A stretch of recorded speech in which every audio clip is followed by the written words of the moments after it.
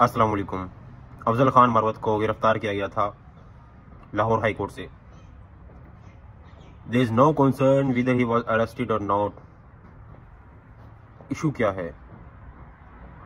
Issue ये है कि यूनिफॉर्म की डिग्निटी को नुकसान पहुंचाने की कोशिश की गई। जिस तरह अरेस्ट किया गया, आप 10 पर्चे भी होते आप करें, हर वो एक पॉलिटिकल पॉइंट उसमें भी इन्वॉल्व है, तो हो सकता है कोई इन्वेस्टिगेशन हो।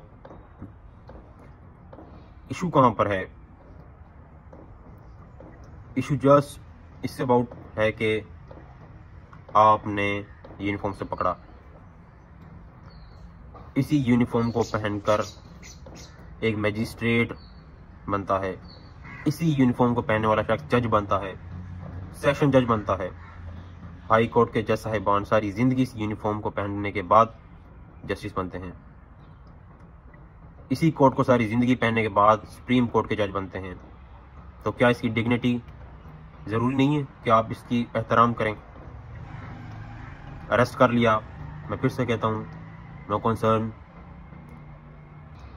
अब मसला ये है कि आपने यूनिफॉर्म की डिग्निटी पर सवाल उठाने की कोशिश की है।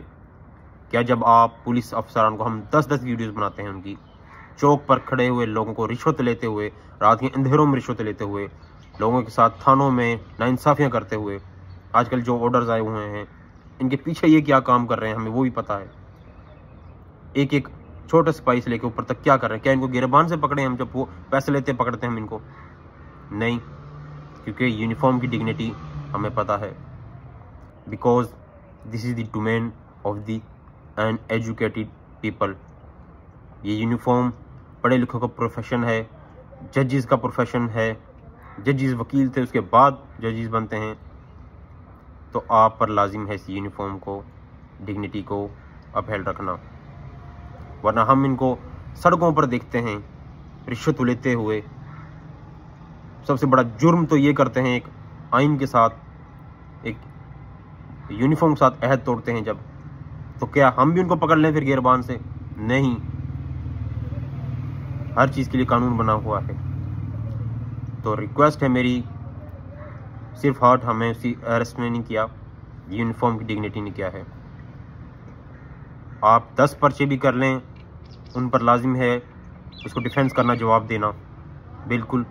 Because everyone is equal in front of law. कोई लॉ से बाहर नहीं है, सबके लिए बराबर है। लेकिन आपने यूनिफॉर्म को दोबारा हाथ नहीं लगाना, रिस्पेक्ट करनी है। Thank you so much.